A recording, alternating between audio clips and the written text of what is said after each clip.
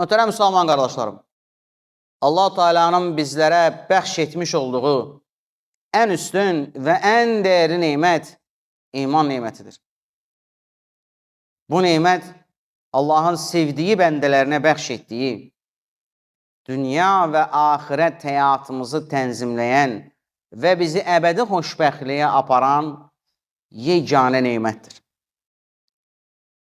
Çünki bizlər Allaha və axirət gününə iman etmişik. Biz Allahın Rəsulunu onu görmədən iman gətirmişik, qəbul etmişik. Biz tövhid əhliyik. Allahın ayələri oxuyanda qəlbi titrəyən insanlarıq. Xütbənin əvvəlində oxuduğum ayədə Allah-u Teala bizə möhtəşəm bir xitabla əmr edir. Ey iman gətirənlər! Allahdan haqqı ilə qorxun və ancaq müsəlman olaraq ölün. İman əhli olaraq bu dünyadan köçmək şərtdir, qardaşlarım. Çünki həyatı boyu yalnız və yalnız imanla yaşayan bir insana gözəl sonluq nəsib olur. Quran-ı Kərimdə bizdən əvvəlki ümmətlərin duaları içərisində ən məşhurlarından biri də onlar Rəblərinə dua edib deyərlər ki, Allahım bizi müsəlman olaraq öldür. Biz iman əhliyik. Bizdə lazım olması önəmli olan bir neçə sifətlər və xislətlər vardır ki, bunlardan da biri həyadır. İman əhli həyalı olmalıdır. Müsəlman həyasını qorumalıdır, qardaşlar. Hansı mövzudan istəyirsiniz, başlayın. Biz gedirik buradan Rasulullah sallallahu aleyhi və səlləmin şəhərində, Mədinə-i Münəvvarada olan məscidini ziyarət edirik. Qeydiyyatdan keçirik ki, keçən Ravzada Allah Rasulullah s.ə.v-in minbəri ilə mehrabının olduğu yerdə 2 rükət salah qılaq. Düzdürmü, qardaşlar? Və dua edirik. Ora Allah Rasulunun dəfn olunduğu bir məsciddir. O vəfat edib. Biz Allah Rasulü sallallahu aleyhi və səlləmlə qiyamət gündə üz-üzə gələcəyik. Hər şeyin açığa çıxacağı bir gündə Allah Rasulü sallallahu aleyhi və səlləmin üzünə baxacaq üz varmı bizdə?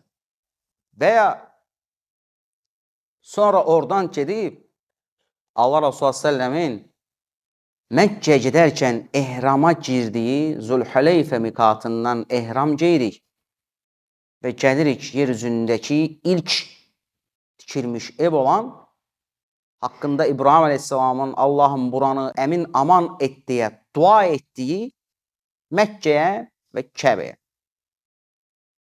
İki parça var əynimizdə, ehram. Başqa heç bir şeyimiz yox. Allahın evinə ləbbeyk, Allahümmə ləbbeyk deyə girib, Allahım əmr et, sənin huzuruna gəldim deyərkən, o evin sahibi ilə aramızda olan münasibəti gəlin gözdən keçirək. Çünki bunun hesabını verəcəyik biz. Biz Allahın Rəsuluna layiqli bir ümmət ola bilmişikmi, qardaş? Biz özümüz Allaha layiqli bir bəndəyikmi? Çünki bir insanı, əzizlərim, özündən daha yaxşı tanıyan yalnız və yalnız Allah Subhanahu taala'dır. Yəni, biz yaxşı bilirik biz kimik. Həya önəmli məsələdir, qardaşlar. Bu həyası olmayan insanlar tarix boyu olub. Ona görə Rasulullah sallallahu aleyhi ve sellem nə deyir? Əgər sənin həyan yoxdursa, nə istəyirsən et. Eləyirlər, qardaş. Gəlib şəhidlər xiyabanında bizim şəhidlərimizi də təhqir eləyirlər. Gəlib bizim məscidlərimizin içində Allahın evində oturan insanları da təhqir eləyirlər.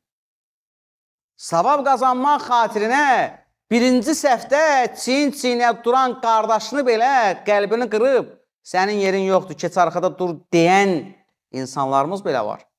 Və yaxud da ehtiyacını bildiyi halda, onun köməyə ehtiyacı olduğunu bildiyi halda, çətinlikdə olduğunu bildiyi halda, O gəlsin, mənə özü desin, ondan sonra ona kömək eləyərəm deyən içimizdə insanlar var.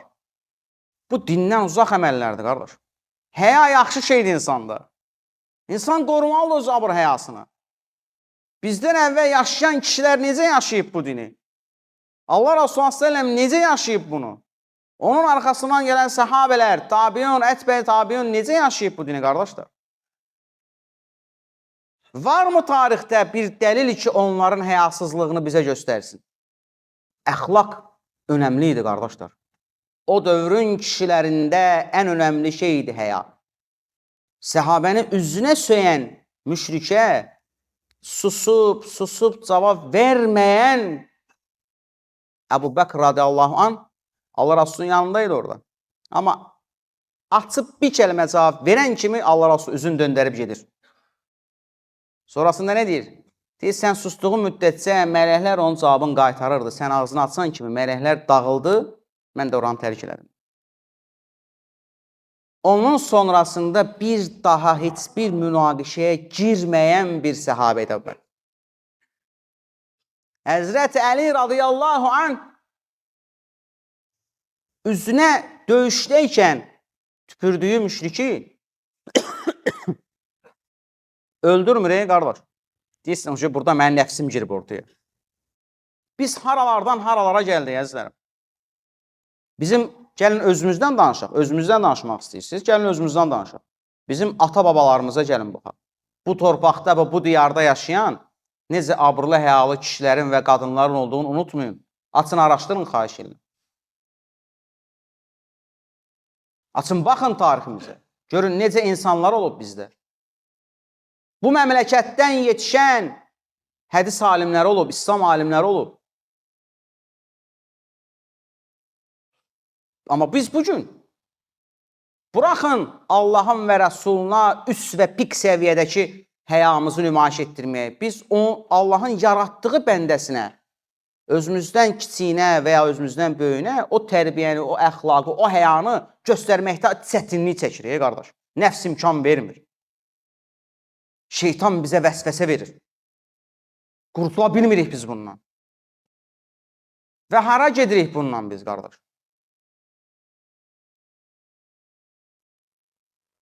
Ona görə ilk növbədə, dəyərli qardaşlar, haradasa bir qüsur görüb onu düzəltmək istəyirsənsə, dur, dayan, birinci özünü düzəlt.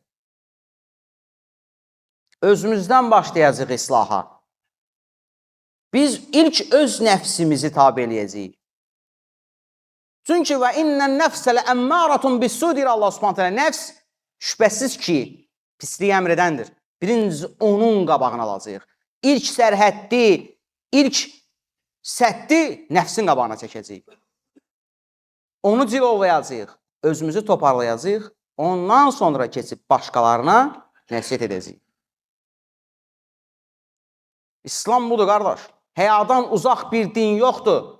Həya ilə birgə yoğrulmuş bir İslam var, unutmayın. Kim bu dünyada vallahi nəyə can atırsa, Allah Subhanahu taala nəsib eləyir ona. Kim ki Allahın ayələrini oxuyarkən gözündən yaş axırsa, alnını səcdəyə qoyanda Allahım, mən sənə sığınmışam, səndən istəyirəm, səndən başqa mənim kimsəm yoxdur deyə səcdə etdiyi yeri göz yaşı ilə isladırsa, acizliyini dərk eləyirsə, hər şeyin ona Allahdan bəxş olunduğunu həqiqi mənada anlayırsa, o zaman özünü tanımış və özünü həqiqətən islah yolunda çalışmış birisinə çevirmiş olur. Özümüzdən başlayacaq. Bizim haqqımız yoxdur kimsə mühakimə etməyə. Hakim Allahdır. Bizə Allah Subhanahu taala izin verməyib ki, kiminsə haqqında sözən eləyək. Araşdırın deyib Allah Subhanahu taala. Ayə var Quranda. Allahın Resulü sallallahu əleyhi və səlləm möminlərdən üz döndərməyə əmr etməyib bizə. Möminlərə yumşaq davranmağı əmr eləyib. Özü də o cür davranır. Odur ki, xahiş edirəm, bir müsəlman qardaşınız kimi Allah yolunda Allahın və Rasulunun bizlərə göstərdiyi şəkildə olun.